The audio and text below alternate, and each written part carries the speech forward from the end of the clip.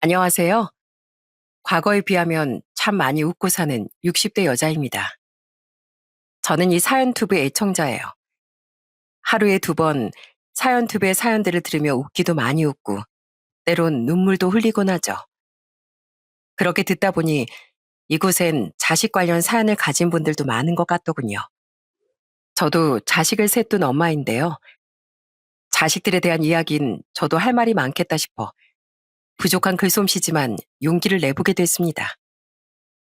어릴 적 저희 집은 좀 잘 사는 편에 속했었어요. 아버지께서 장사 수완이 있으셨거든요. 그래서 고등학생 때까진 유복하게 지내다 성인이 되면서부터 집이 폭삭 무너졌었죠. 아버지가 사기를 당해 그 충격으로 쓰러져 세상을 떠나시면서요. 엄만 제가 10살 때 일찌감치 돌아가셨기에 저는 여동생과 남동생을 적어도 고등학교는 졸업시키려 애를 썼습니다. 봉제 공장에서 일한 돈을 전 저를 위해선 단 한 푼도 쓰지 않고 동생들을 위해 써야 했죠. 그러다 동생들이 성인이 된 후 전 어른들의 주선으로 다른 공장에서 일하던 남편과 결혼하게 됐어요. 여보, 일 안 나가? 대체 언제까지 쉴 거야? 애들은 키워야 하잖아. 남편은 제가 연년생 딸과 아들을 낳은 뒤에 곧장 일을 그만두었습니다. 처음엔 그래도 믿고 기다렸어요. 그런데 시간이 지나고 제가 막내 아들을 출산한 뒤에도 남편은 일할 생각을 안 하더라고요. 전 아이들을 먹여 살리려 동네 허드렛일이랑 허드렛일은 다 끌어다 했습니다.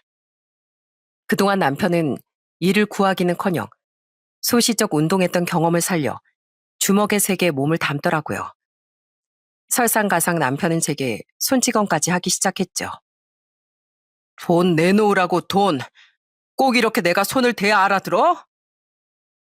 당신 이혼에 대한 시선이 곱지 않았던 시기라 최대한 참았었지만 결국 전 큰애인 딸이 중학교 1학년 때 이혼을 선택했습니다. 남편 때문에 병원에까지 입원한 일을 계기로요.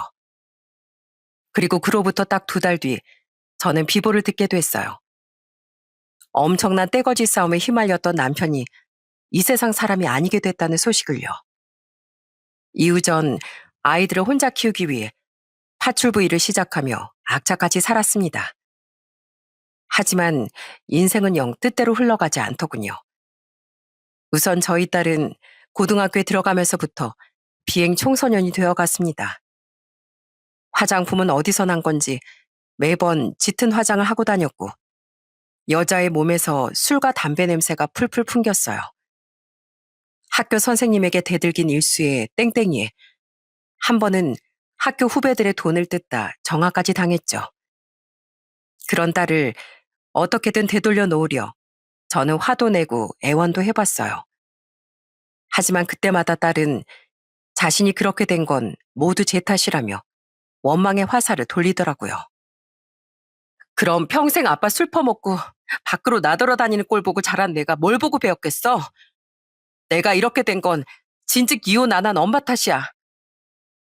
그리고 속을 썩이기 시작한 건 딸보다 1살 어렸던 큰아들도 마찬가지였습니다. 네? 저희 대균이가 경찰서에 있다고요? 또요? 아들은 남편을 닮은 건지 주먹질을 그렇게 하고 다니더군요. 아들은 툭하면 경찰서를 들락거렸고 전 항상 머리 숙이며 사과하러 다니기 바빴어요. 전 아들을 말리며 대체 왜 이렇게 주먹질을 하냐고 묻기도 했습니다. 그냥 다 짜증나요. 화가 난다고요. 내가 자란 환경이 이렇게 거지 같았는데 온실 속 화초처럼 자란 녀석들이 웃고 있는 것만 봐도 한 대 쥐어 박아주고 싶다고요. 솔직히요, 어머니. 누나 말처럼 우리가 이렇게 된 건 다 어머니 때문 아니에요? 어머니가 아버지랑 진즉 이혼했었으면 우리도 덜 힘들게 자랐을 거잖아요. 그러니까 전 아버지도 어머니도 다 싫어요. 나중에 어디서 본 건데 불행한 가정사를 겪으며 자란 아이들은 내면에 분노가 많은 경우도 많다더군요. 물론 다 그런 건 아니지만은요. 너무 죄책감이 들고 가슴이 찢어졌어요. 딸과 아들의 말대로 이 모든 일은 다 저 때문인 것만 같았죠. 형수나, 잘 지내니? 우리 이번에 고등학교 동창회 할 건데 너도 시간 되면 나와. 아니야. 안 그래도 전엔 내 남편 때문에 수군거렸던 애들이 지금은 우리 애들 때문에 남편 복도 없고 자식 복도 없다. 내가 자식 농사 망쳤다 하는 말 엄청 수군대는 거 다 알아. 근데 내가 뭐 기분 좋은 일을 기대하면서 가겠어. 그리고 나 먹고 사느라 바빠서 어차피 시간도 없고. 전 더 이상 친구들과의 만남에도 나가지 않았습니다. 마지막으로 나갔던 모임은 고등학교 동창회로 남편과 이혼하기 전 너무 답답한 마음에 한 10분 정도 잠시 들렀을 때였죠. 하지만 역시 다들 절 불쌍하다는 눈빛으로 받기에 얼른 나와버렸던 거예요. 이 지역이 그렇게 넓은 곳이 아닌지라 제가 구태여 말을 하지 않았어도 친구들은 저희 가정사를 다 알고 있었습니다. 이혼하기 전에도 후에도요. 전 부끄럽기도 하고 창피하기도 해 일부러 친구들이 부른 동창회 자리도 다 거절했던 거죠. 어머니, 우산 없으셨죠? 비 와서 제가 모시러 왔어요. 어머, 형균아, 고마워. 엄만 정말 우리 막내밖에 없다. 그런 숨막히는 세월 속에서 절 버티게 해줬던 존재는 바로 저희 막내 아들이었습니다. 막내는 세 아이 중 가장 착했어요. 어릴 적부터 고생하는 제 모습을 봐선지 막내는 항상 절 챙겨주고 배려해주려고 애를 썼죠. 딸과 큰아들은 파출부라는 제 직업을 창피했었거든요. 그런데 막내는 오히려 비나 눈이 오는 날이면 제가 일하는 집 앞에 우산을 들고 찾아와 있더라고요. 한 번은 비가 너무 많이 오던 날, 제가 일이 늦게 끝난 적이 있었습니다. 전 절 기다리고 있던 아들을 잠시 파출부로 일하던 집에 들였었어요. 정말 들어가도 돼요? 사장님 사모님이 좋은 분이라 아들 비 피하게 해주려고 잠깐 들여보내는 건 언짢아하지 않으실 거야. 그리고 어차피 집에 지금 아무도 없어. 우리 아들 감기 들겠다. 엄마가 따뜻한 물 좀 줄게. 전 얼른 아들에게 따뜻한 차를 내어준 뒤 일을 끝마치려 했습니다. 그런데 그런 절 지켜보던 아들이 갑자기 고무장갑을 끼고 설거지를 하더군요. 저는 화들짝 놀라서 말렸어요. 형균아, 엄마가 할게. 엄마 속상하게 왜 너까지 남의 집 일을 하려고 해. 하지 마. 저는 제 자식까지 남의 집 일을 하게 한다는 사실 자체가 너무 속상했습니다. 하지만 아들은 싱크대 앞에 굳건히 버티고 서선 제게 이러더라고요. 어머니, 어머니 누나랑 형이 어머니가 하는 일 창피할 때마다 나무라셨잖아요.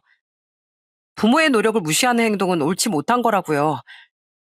이건 어머니가 저를 키우려고 하시고 있는 훌륭한 일인데 왜 제가 하는 걸 속상해 하세요? 생계를 위해 하는 일에 귀천이 어디 있어요. 지금 저한테 가장 훌륭하고 중요한 일은 어머니를 돕는 일이에요. 이 설거지처럼요. 아직 고등학교 1학년밖에 안 된 아이 입에서 나온 말이라곤 믿기지 않을 만큼 어른스러운 말이더군요.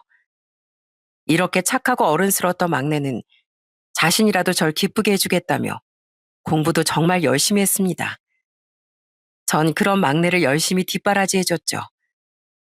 그 결과 막내는 서울까지는 아니어도 타 지역에 있던 좋은 지방국립대에 합격할 수 있었어요. 어머니, 정말 저 없이도 괜찮으시겠어요? 막내는 대학 생활을 위해 잠시 집을 떠나면서도 제 걱정을 많이 했었습니다. 괜찮다곤 했지만 솔직히 딸과 큰아들 때문에 혼자서 고생을 많이 하긴 했어요. 직장을 다니다 말다 하던 딸은 돈은 많이 벌지도 못하면서 씀씀이는 자꾸 커져가더군요. 쇼핑을 해도 무조건 명품만 사들이더니 얼굴도 계속 고치며 가만히 못 두더라고요. 그 카드값이 당연히 감당이 안 됐던 딸은 자꾸 제게 돈을 요구했습니다. 내가 자꾸 성형하는 건 엄마 때문이잖아. 그러게 날 좀 더 예쁘게 낳아주지 그랬어? 그리고 내가 어디서 봤는데 자꾸 뭔가 사들이는 사람은 마음속에 큰 공허함이 있는 사람들이래. 이게 뭐겠어. 내가 어릴 적 불행했던 기억 때문에 가슴에 큰 구멍이 나 있는 거 아니겠어? 엄마 나한테 미안하다며. 그러니까 엄마가 나 책임져 줘야지. 그거 아시나요? 때론 욕심 같은 나쁜 감정이 아니라 죄책감도 사람의 눈을 흐리게 한다는 것을요. 전 딸이 제 죄책감을 악용한다는 걸 알면서도 자꾸만 휘둘렸습니다. 그렇게 계속 돈을 갚아주느라 제 허리는 완전히 휠지경이었죠. 그래도 전 어떻게든 생계를 이어가며 돈을 조금이라도 모으고 막내 학비를 대주기 위해 최선을 다했어요. 파출부 일을 퇴근한 뒤엔 밤에서부터 새벽까지 술집 주방에서 설거지를 하면서요. 하지만 계속 돈을 대주는 건 딸을 위한 일이 아니라는 생각에 어느 날부터 전 딸의 요구를 딱 잘라 거절하기 시작했습니다. 당연히 딸은 난리가 났죠. 당장 엄마가 돈 안 주면 나 카드값 밀린다니까. 내 인생 엄마 때문에 더 망가지는 걸 보고 싶어? 너 언제까지 엄마 그렇게 겁박만 하면서 살래?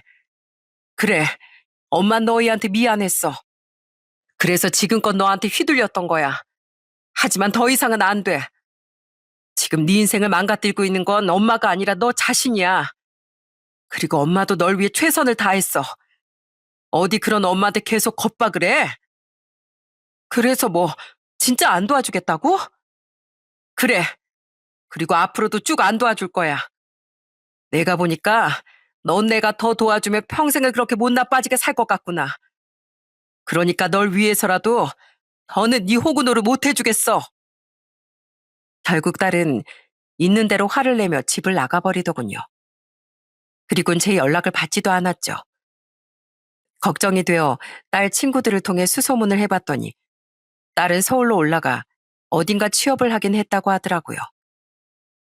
이후 전 딸에게 전화를 하지 않았습니다. 제가 약한 모습을 보이면 딸이 다시 못된 마음을 품을 게 뻔했으니까요. 저는 딸을 위한 마음에 모진 마음을 먹었던 거예요. 당시 국방의 의무도 전부 마치고 대학교 4학년이었던 막내는 그 이야기를 듣고 절 많이 걱정했었죠. 아휴, 이거사, 너 대체 언제 정신 차릴래? 어? 이 엄마 속이 다 새카매져야 그 못된 짓 그만둘래? 큰아들 또한 성인이 되어서도 제 마음고생을 많이 시켰습니다. 큰아들은 딸과 달리 어릴 적 이후론 원망의 화살을 제게 돌리진 않았거든요. 하지만 여전히 주먹질을 하고 다니며 자꾸 제게 합의금을 부탁하더라고요. 아들에게도 딸에게와 마찬가지로 죄책감이 강했던 전 피해자들에게 대신 사죄하기 위해서라도 합의금을 마련해 줬었습니다. 하지만 역시나 딸에게와 마찬가지로 이건 더 이상 아들을 위한 일이 아니라는 생각에 딸이 연을 끊은 지 3년 뒤 또 돈을 바라던 아들의 요구도 거절해버렸어요. 어머니, 저 그동안 합의 못 해주겠다던 피해자들 때문에 징역살이 2번이나 한 거 모르세요? 저 이번에 합의 못하면 이번엔 진짜 길게 들어가 있어야 된다고요. 자식 인생 망가지는 거 어머니도 보기 싫으시잖아요. 그래, 보기 싫다. 그래서 못 해주겠다는 거야. 맨날 사람 치고 경찰서 가고 하는 네 인생이 지금 제대로 됐다고 생각하니? 제가 막 민간인들 손대고 다닌 건 아니잖아요. 저처럼 인생 막장으로 살고 있는 놈들하고만 시비가 붙었던 거라고요. 그거나 다 똑같아. 차라리 이참에 전처럼 몇 개월, 1년 말고 몇 년 푹 죄값 치르면서 인생에 대한 고찰 좀 하고 나와라. 이게 내가 하다 마지막으로 찾은 내 자식 장대균이를 위한 방법이야.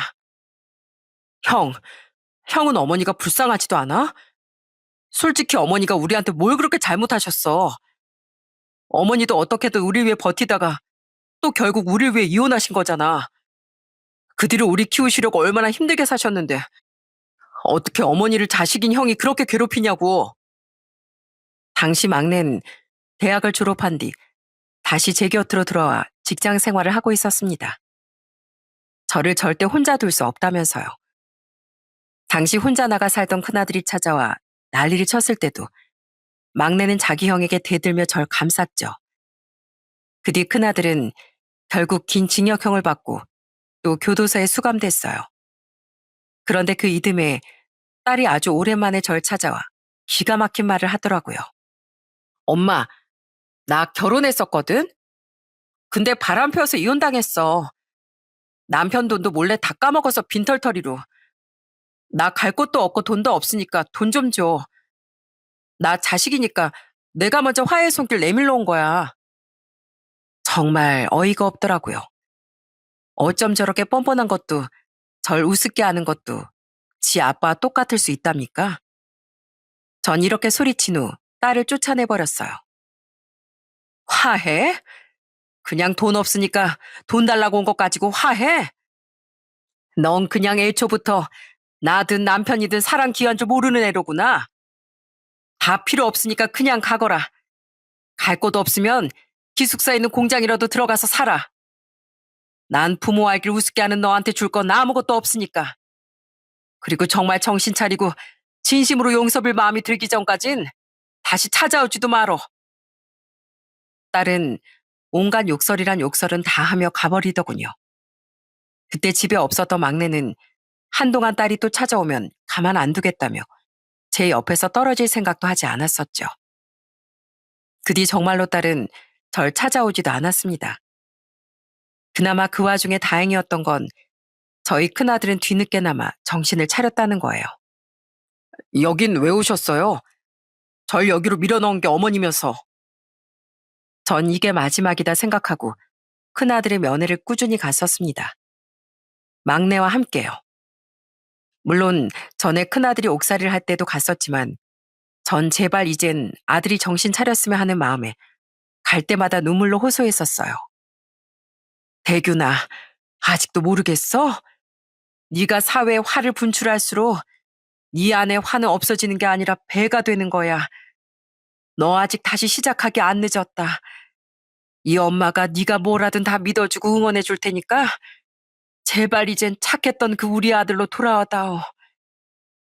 이번엔 아들도 생각이 많아 보이긴 하더라고요. 그 와중에 전 파출부 일을 하다 지병으로 쓰러지고 말았어요. 당연히 막내는 울고불고 아주 난리가 났죠. 그런데 겨우 몸을 회복하고 큰아들의 면회를 가니 큰아들이 절 보자마자 엉엉 우는 거예요. 어머니, 몸은 괜찮으세요? 엄마 괜찮어. 아, 왜 울고 그래? 어머니, 제가 다 잘못했어요. 얼마 전에 현균이가 절 찾아와서 크게 화를 냈었어요. 이러다 정말 어머니가 돌아가시고 난 뒤에 땅을 치고 후회할 거냐고요. 그때 막상 어머니가 안 계신다고 생각하니까 너무 무섭더라고요. 어머니, 사실 저 그동안 제가 한없이 응석 부리고 있는 거 알고 있었어요. 그런데 이미 너무 늦은 것 같아서 차마 되돌아갈 용기가 없었어요. 근데 이젠 정말 어머니를 위해서라도 새 삶을 살아보려고 노력할게요. 그러니까 제발 아프지 마세요. 처음 듣는 아들의 사과에 저도 그만 눈물을 쏟고 말았습니다. 그때 얼마나 다행이라고 생각했는지 몰라요. 큰아들이 돌아올 곳을 잃어버리지 않도록 계속 제가 뒤에 서 있었다는 사실이요. 너무 고마웠던 건 큰아들이 정신 차리도록 막내도 끝까지 애를 써줬다는 겁니다. 이렇듯 막내는 항상 제 든든한 지원군이 되어주었어요. 큰아들은 그렇게 몇 년의 옥살이를 끝낸 후 저희 집으로 들어와 살기 시작했습니다. 그리곤 정말 어둠의 세계에서 나와 카센터에 취업을 하더라고요. 그렇게 첫 월급을 탔던 아들은 월급 전부를 제게 주며 큰절을 하더군요. 어머니, 이 늦은 나이에 제가 제대로 일해서 번 첫 월급입니다. 이 돈을 벌기까지 시간이 너무 오래 걸렸죠? 그래도 제가 이렇게 사람 된 건 다 어머니 덕분이에요. 정말 감사드립니다. 그리고 형균아, 너한테도 항상 고맙다. 못난 나랑 누나 대신 항상 어머니 옆을 지켜주고 나도 정신 차릴 수 있게 해줘서. 큰아들에게 이런 효도를 받을 줄은 상상도 못했던지라 눈물이 주룩주룩 흘렀습니다. 그렇게 하나의 행복이 찾아든 저희 집엔 몇 년 뒤 더 큰 경사가 찾아왔어요. 바로 당시 36살이던 막내가 신부감을 인사시켜 준 거죠. 난생 첫 며느리를 보게 된 전 매우 들뜬 마음으로 며느리를 맞아줬어요. 안녕하세요, 어머님. 한유나라고 합니다. 머리부터 발끝까지 귀티가 흘러내렸던 며느리의 첫인상은 굉장히 발랄했어요. 며느리에게 진수성찬을 대접한 전 이후 궁금한 마음에 어떻게 저희 막내와 처음 만나게 됐는지 물어봤죠. 막내는 착하긴 해도 너무 입이 무거워 자기 얘기를 잘 하지 않았거든요. 그때 들어본 두 사람의 이야기는 꽤나 놀라웠어요. 수더분했던 며느린 제가 억지로 시켜서가 아니라 정말 기다렸다는 사람처럼 이야기를 슬슬 꺼내기 시작했습니다. 저희는 완전 운명이었죠. 제가 해수욕장에 놀러 갔다가 발에 쥐가 나서 큰일 날 뻔한 적이 있었거든요. 하필 깊은 곳까지 혼자 갔다가 벌어진 일이어서요. 막 엎어엎어 하고 있는데 안전요원은 너무 멀리 있고 이대로 이 세상 하직하나 싶었어요. 그때 절 완전 왕자님처럼 구해준 사람이 근처에 있었던 오빠였어요. 두 사람은 해수욕장에서 막내가 며느리 구해준 일을 시작으로 인연이 됐다더군요. 그때 막내에게 홀딱 반했던 며느린 고마워서 밥을 사주고 싶다는 핑계로 불러낸 뒤부터 엄청 쫓아다녔다고 해요.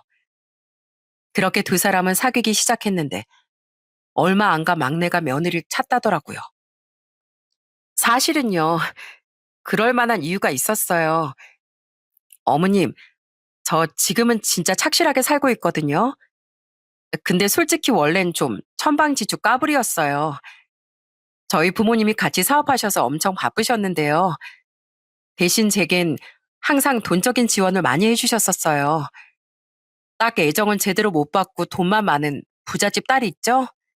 그게 저였어요. 그래서 전 공부도 안 하고 맨날 친구들이랑 놀러만 다니다가 성인 돼선 또 술자리에 그렇게 맛을 들렸었어요. 아유, 그랬구나. 부모님은 뒤늦게 제가 너무 철이 없으니까 절 고쳐보려고 노력하셨는데요. 어쩌겠어요.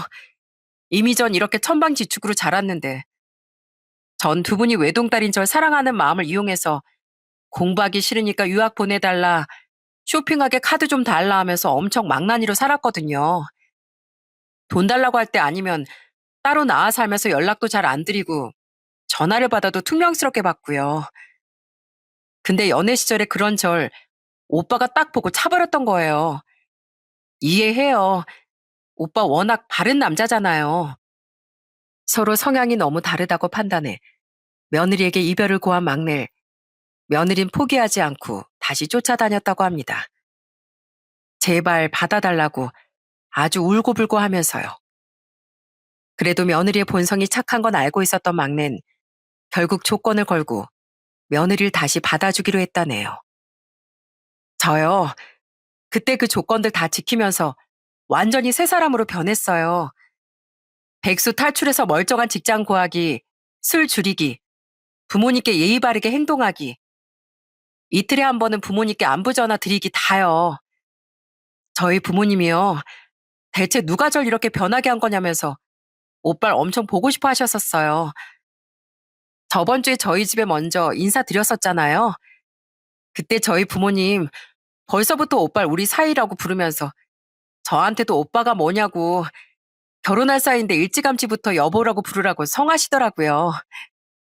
어머님, 저요, 오빠 아니었으면 계속 부모님과도 멀어지고 철딱서니로 살았을 거예요. 오빤 제 은인이나 다름없어요. 그러니까 저 앞으로 어머님께도 정말 잘하면서 살고 싶어요. 무뚝뚝했던 막내는 한 번은 술을 마시고 저에 대한 이야기를 울면서까지 했다더군요. 항상 죄송하고 고마운 존재라면서요. 그래서 며느린 전부터 절 만나면 꼭 잘하고 싶었다고 했죠. 막내도 대단하지만 그렇게 저희 아들을 좋아해주는 며느리도 사돈 어른들께도 참 고맙더라고요. 이후 상견례에서 만난 사돈 어른들은 정말 유쾌하고 좋은 분들이셨습니다. 두 분은 며느리에게 듣던 대로 저희 막내를 보시는 눈빛에서 꿀이 막 떨어지시더라고요. 형균이를 이렇게 훌륭한 청년으로 키워주셔서 진심으로 감사드립니다. 형균이 덕에 저희 유나가 개과천선했으니 힘들게 형균이를 키워주신 안사돈께서도 저희의 귀인이신 셈이죠. 앞으로 저희 딸 철없고 모자란 애지만 잘 부탁드립니다. 그때 사돈 어른의 명함을 받고 전 깜짝 놀라기도 했습니다. 며느리가 잘 사는 집안 딸인 건 알았지만 생각보다 더 부자인 집이었더라고요. 사돈 어른은 저희가 사는 지역에서 레스토랑의 음식이 맛있기로 소문났던 한 호텔의 사장이었거든요. 안사돈께선 이젠 호텔 일에서 손을 떼고 주부의 삶을 살고 계신다고 했죠. 당시 전 파출부 일을 하다 쓰러진 뒤론 그 일을 그만두고 생선구이집을 차려 운영하고 있었거든요. 물론 전 괜찮았지만 설마 사돈들이 저희 막내를 무시하지 않을까 걱정이 되더군요. 하지만 사돈 어른은 호탕하게 웃으며 이렇게 말씀하셨어요.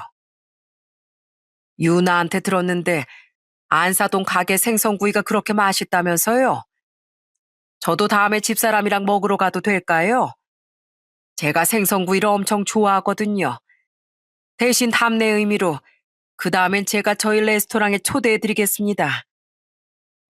그 모습을 보니 철이 없었다곤 해도 구김살이 없던 며느리가 어떻게 그렇게 잘할 수 있었는지 알겠더군요. 두 분은 차별 같은 건 염두에도 두지 않는 정말 좋은 분들이셨던 거예요. 그렇게 두 아이는 양가의 큰 축복을 받으며 결혼식을 올렸습니다. 이후 며느린 제게 정말 잘해줬어요. 어머님, 우리 찜질방 가요. 저 맥반석 계란 먹고 싶어요. 저희 남편은 주말에 결혼식 간다니까 우리 둘이 가요. 제가 어머님 등 밀어드릴게요. 나야 오랜만에 목욕도 하고 좋다만 너 안 불편하겠니? 가족인데 뭐 어때서요? 며느린 애교둥이 그 자체였습니다. 며느린 항상 제게 먼저 전화해 찜질방에 가자, 영화 보러 가자, 멋진 카페가 있다더라 하며 다가와줬어요. 며느리가 불편할까봐 일부러 전화도 잘 안 걸었던 전 그런 며느리가 너무 고마웠죠. 저도 딸이 있긴 했지만 며느리와 너무 결이 다른 아이였으니까요. 조잘조잘 말도 어찌나 귀엽게 하는지 며느리가 하는 말을 듣고만 있어도 까르르 웃음이 나왔습니다. 하나 있던 딸은 아예 연을 끊어버렸고 두 아들도 착하긴 했지만 무뚝뚝한 편이었거든요.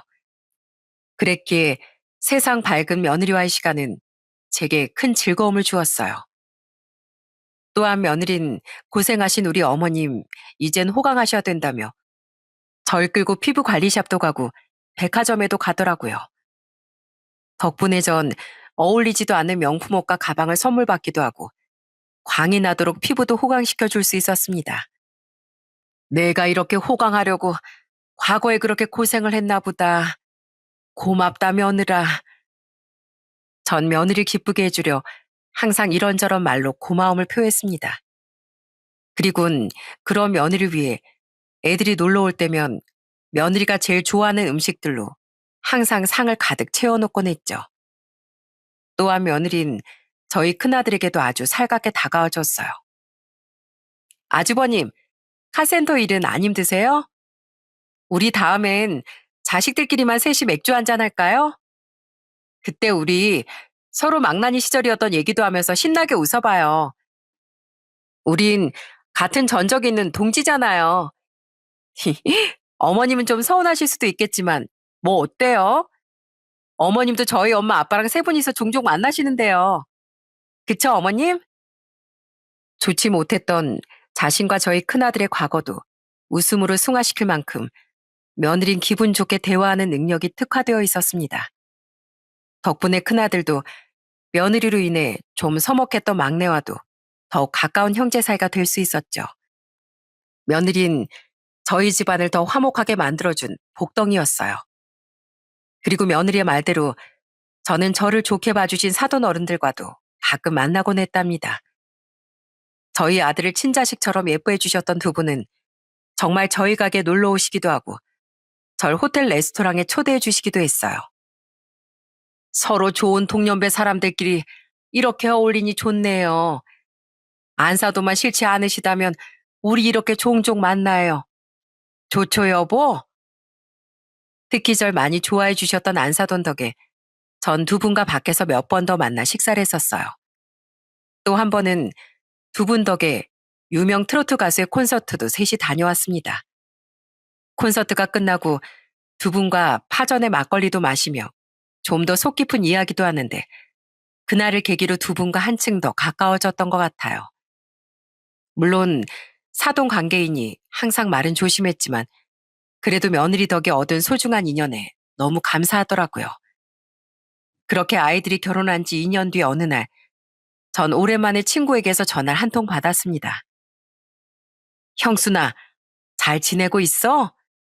우리 나까지 한 5명이서 동창회 자리를 가질 생각인데 너도 올래? 동창회라기엔 그냥 친목 모임 같은 거지만 우리 만난 지 꽤 오래됐잖아. 친구의 전화를 받은 전 오랜만에 초대받은 고등학교 동창회에 나가기로 했어요. 이젠 저도 나름대로 평범하게 살아가고 있기도 했고 나이가 들다 보니 저도 친구들이 보고 싶었거든요. 그때 친구에게 약속 장소를 듣고 좀 놀라긴 했거든요. 친구들이 미리 잡아놓은 장소가 사돈 어른 호텔의 레스토랑이라서요. 하지만 전 굳이 그 사실을 친구들에겐 알리지 않았었어요. 괜한 자랑처럼 들릴 수도 있을 테니까요. 야, 형순이 넌 진짜 오랜만이다. 얼마만이지? 예전에 잠깐 동창회 들렀을 때가 마지막이니까 벌써 30년이 지났네. 미연인 그나마 가끔 만나긴 했는데 나머진 다들 오랜만이다 얘. 동창회 날 오랜만에 본 친구들은 절 반가워해 주었습니다. 저 또한 반가운 마음을 감추지 못했죠. 그런데 그들 중 명자와 맹숙이라는 친구들은 저를 좀 비웃는 듯한 표정으로 훑어보더군요. 야, 형수나, 너 생선구이집 한다고 들었는데 어디서 돈이 그렇게 났어? 그게 무슨 소리야? 아니, 너 자식 농사 망쳐서 계속 돈 뜯기고 살았다며. 아무리 우리가 안 만났어도 이 좁은 지역에서 네 소식이 안 들렸겠니? 근데 너 몸에 걸치고 온 게 좀 비싸 보여서 묻는 거야. 생선구이 가게가 엄청 잘 되나? 야, 생선 팔아서 벌어야 얼마나 벌겠니? 아니면 형순이 너 아예 입주 파출부 이런 쪽으로 다시 일하고 있는 거 아니야? 그럼 돈벌이 좀 될 것 같으니까 인정. 그래, 그럴 수도 있겠다. 야, 형순아, 너 아직 파출부 일하면 우리 집 와서 식모 좀 할래? 아니면 종 어때? 종. 내가 요새 영 허리가 안 좋아서 말이야. 자식들도 다 결혼해서 출가했겠다. 하루에 딱 5시간 정도만 와서 일해주면 좋을 것 같은데. 그 친구들은 고등학생 시절 잘 살던 절 내심 샘내던 애들이었습니다. 그 친구들은 제가 쫄딱 망한 뒤 앞에선 불쌍해하는 척하며 뒤에선 은근히 고소해하던 애들이기도 했죠. 저도 듣는 귀가 있는데 그걸 몰랐겠나요? 그래도 이제 나이가 있으니 정 같지 않겠지 하고 생각했었지만 유치하게도 그 애들은 그대로더라고요. 똑같이 행동해봤자 저만 똑같은 사람이 되는 거니 저는 가볍게 응수해줬습니다. 나 생선구이집 하는 거 맞아. 파출부 필요하면 직접 알아봐. 그리고 요즘 세상에 좋은 말도 많은데 식모랑 종이 뭐니? 네 남편 의사라면서 의사 사모가 됐으면 말도 우아하게 할 줄 알아야지. 그리고 이 옷은 그냥 선물 받은 거야. 뭐? 네 자식들 다 망나닌 거 아는데 누가 그런 선물을 해? 우리 막내는 공부 잘했었어. 그리고 이건 우리 막내랑 결혼한 며느리가 선물해 준 거야. 그래? 하휴, 하긴 뭐 요새 명품 중엔 저렴한 것도 많다던데 뭐 그런 거겠지. 제 말에 할 말이 없었는지 두 친구는 괜히 물만 꼴깍꼴깍 마시더군요. 그런데 그 둘 중 맹숙이란 애가 뭔가도 못마땅했는지 갑자기 저희 딸을 들먹이더라고요. 예, 근데 네 딸은 뭐하고 산다니? 왜 들리는 얘기론 이혼당하고 혼자 산다는 것 같던데.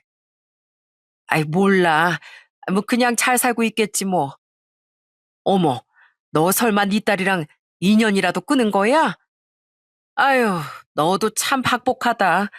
남편도 망나니 자식들도 망나니 하나만 멀쩡했으면 뭐하니. 다른 가족들 때문에 살아도 사는 게 아니었을 텐데. 너 가족들 때문에 망신스러워서 그동안 동창회도 안 나온 거잖아. 아, 알겠다. 너 오늘 그 명품 옷하고 가방도 괜히 초라해지기 싫어서 무리해서 마련해 온 거지? 맞지? 없는 형편의 말이야. 아유, 우리가 눈치가 없었네. 그렇게 궁핍한 널 괜히 이런 비싼 레스토랑으로 불러가지고. 너 오늘 더치페이 할 돈은 가지고 온 거 맞지? 야, 윤맹수, 너 그만해. 오랜만에 만나서 왜 이렇게 형순이한테만 시비야? 아, 맹자 너도 그렇고. 맹숙인 고등학교 시절에도 명자보다 더 저를 시샘하던 친구였어요. 그런데 이것이 나이 먹으면서 심술보도 같이 쌓인 건지 도저히 못 들어주겠더군요. 결국 화가 나서 한 소리 하려는 찰나 누군가 저희 테이블로 다가왔어요. 그리고는 제게 90도로 허리 숙여 인사를 하더라고요. 안녕하십니까? 아, 식사 맛있게 하고 계세요? 깜짝 놀라서 옆을 보니 바로 그 호텔의 사장인 사돈 어른이 장난스레 웃고 계시더군요.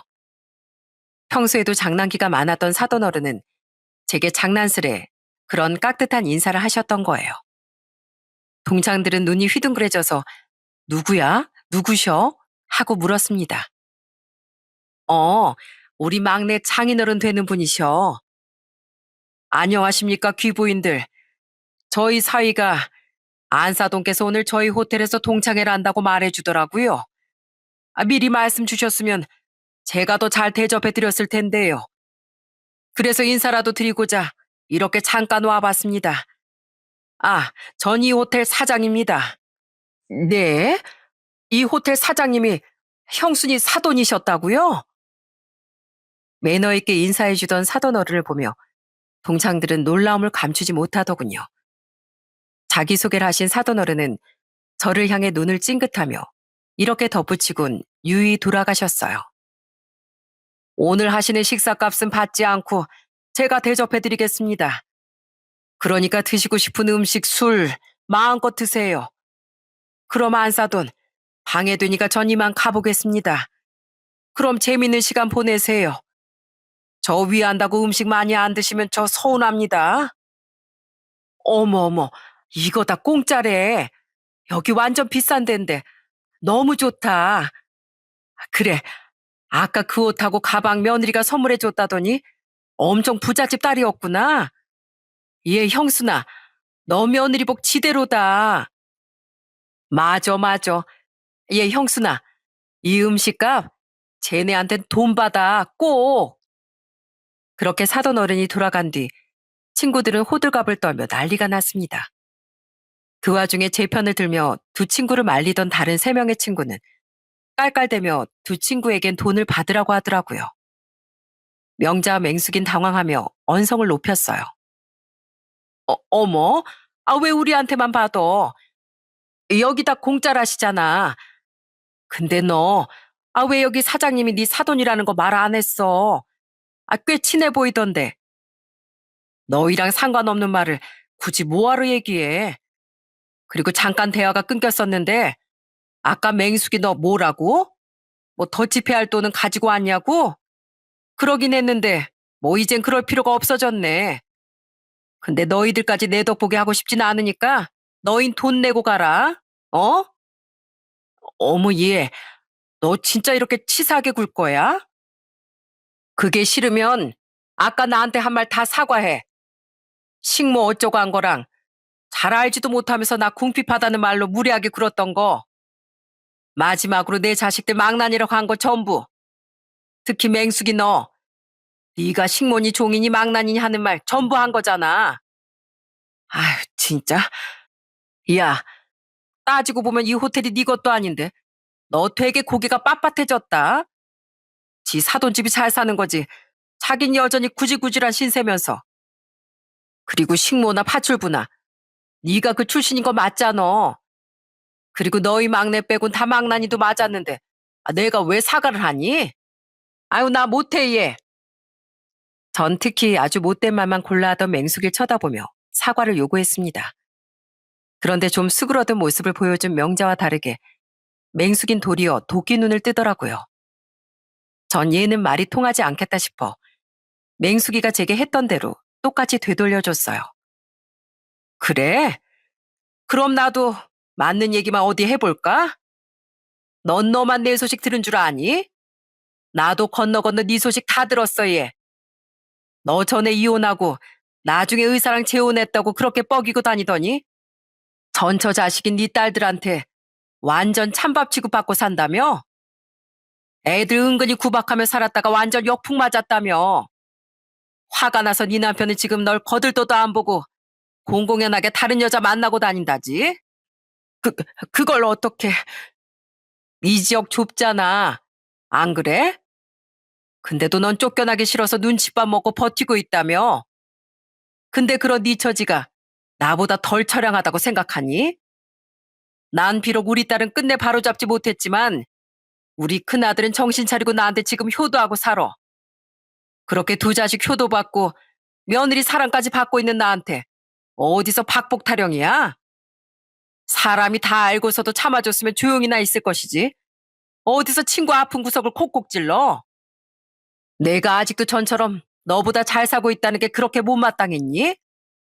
내가 못 살아진다고 네가 행복해져? 철 좀 들어라. 어?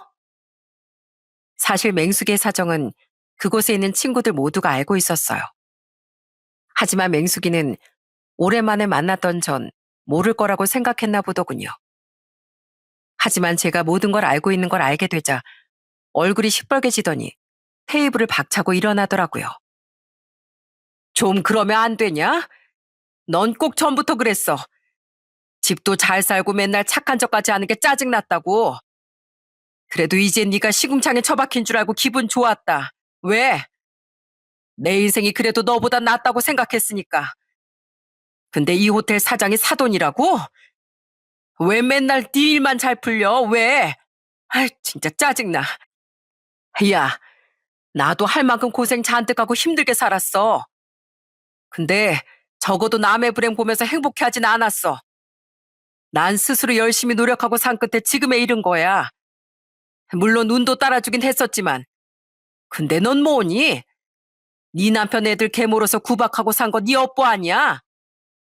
그래서 지금 그 꼴이 된 건데 탓을 해도 네 탓을 해야지. 심보 좀 곱게 쓰고 살아. 그러다 너 진짜 나중에 외로워져. 가르치려고 들지 마. 야, 니들도 다 얘 편이지? 나 앞으로 너희들도 안 봐. 저는 그런 맹숙이에게 화도 났지만 진심으로 충고를 해줬어요. 하지만 맹숙인 끝까지 사과 한번 않고 아예 뛰쳐나가 버렸죠. 그렇게 갑자기 흐르게 된 어색한 분위기 속에서 이번엔 명자가 눈치를 슬쩍 보더니 이러더군요. 저기, 난 누구 구박하고 살지도 않았고 평범하게 살고 있거든. 근데 그냥 아직 형순이 너에 대한 질투가 좀 남아있어서 그랬던 거야. 난 미안하다고 사과할게. 이렇게까지 널 적대하려던 건 아니었어. 형순아, 미안하다. 그래, 넌 좀 미안해야 돼. 그래도 뭐 바로 사과해줘서 그건 고맙네. 야, 박명자, 너 괜히 오늘 밥값 너만 내게 될까 봐 그러는 거 아니야? 아, 맞아, 맞아. 아니야. 솔직히 그리고 나만 밥값 내는 거 좀 그렇잖아. 요새 우리 집 형편 좀 별로란 말이야. 내 형편이 이렇게 어려우니까 괜히 형수님 무시하면 내가 더 잘난 것처럼 느껴져서 잠깐 못된 말을 했던 거야. 형수나, 진짜 미안해. 진심이야. 그래도 명자는 울상을 치며 사과를 몇 번이나 해줬습니다. 그랬기에 전 명자와는 화해한 후 그날 나머지 친구들과 즐겁게 동창회를 마칠 수 있었어요. 물론 다음날 사돈 어른께 잘 먹었다는 감사 전화도 드렸죠. 나중에 아들 편으로 좋은 선물도 보내드리면서요. 그 이후 맹숙인 정말 삐졌는지 저 외에 4명의 친구 중 누구에게도 연락을 해오지 않더라고요. 저는 몰랐는데 마침 다른 친구들도 맹숙의 사나운 성격을 좀 불편해하고 있었더라고요. 걔 행실도 그렇고 좀 별로였는데 그래도 고향에 남은 친구들이 얼마나 있니?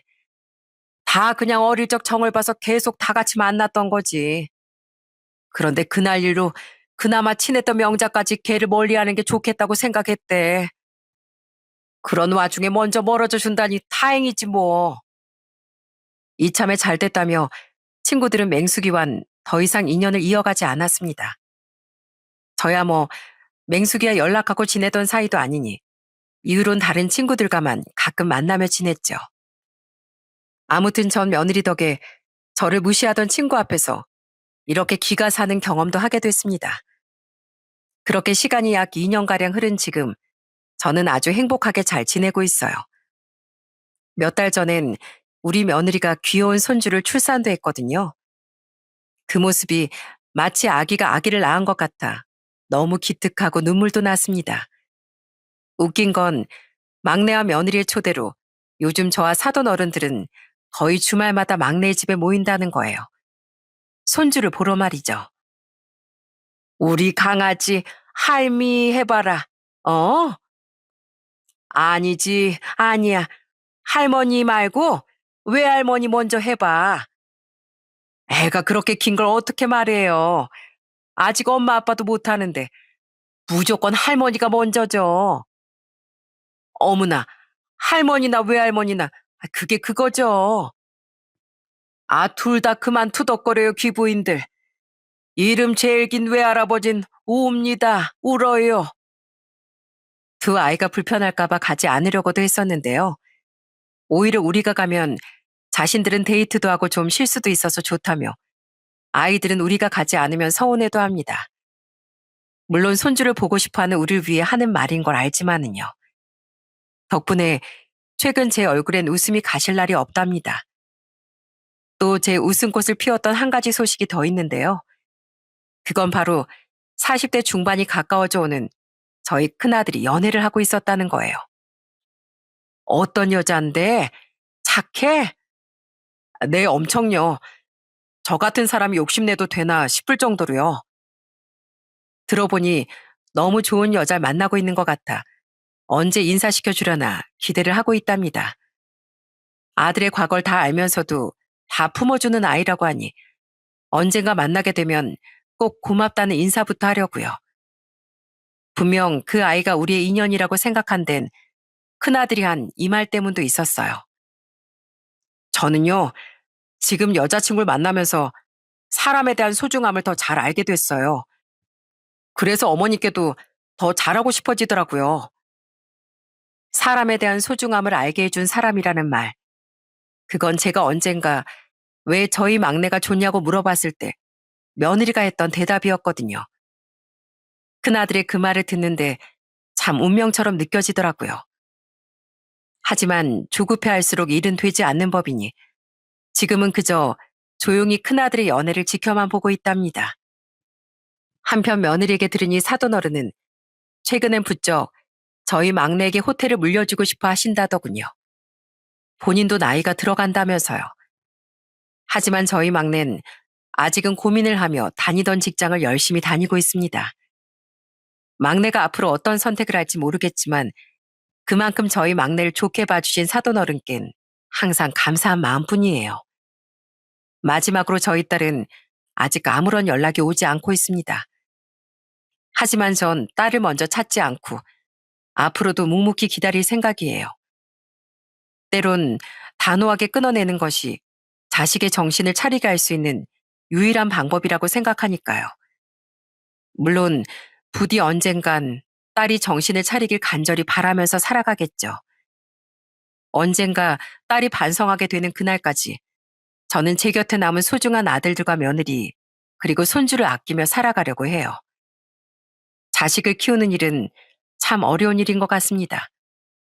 내가 최선을 다한다고 무조건 바르게 커주는 것도 아니고 그렇다고 방치하는 부모 아래에서 모든 아이가 비뚤어져서 자라는 것도 아니니까요. 나이가 들어가다 보면 아무래도 대화의 주제가 자식이 되는 경우가 많잖아요. 그렇게 주위의 이야기를 들어보면 모두가 나름의 부모로서의 고충을 안고 살아가더라고요. 전 이 자리를 빌려 힘들게 고생하며 자식을 키워온 모든 부모님께 존경과 응원의 박수를 보내드리고 싶습니다. 착한 자식이든 그렇지 못한 자식이든 여러분께서 쏟아부은 사랑의 크기는 같았을 테니까요. 부모로서 자랑스러움도 느껴보고 부끄러움도 오래도록 가지고 산 사람으로서 동질감을 가지고 그동안 고생 참 많으셨습니다 하는 말을 꼭 드리고 싶네요. 그럼 전 이만 여기서 인사드리겠습니다. 긴 제 이야기 들어주셔서 감사드려요. 모두들 행복하세요.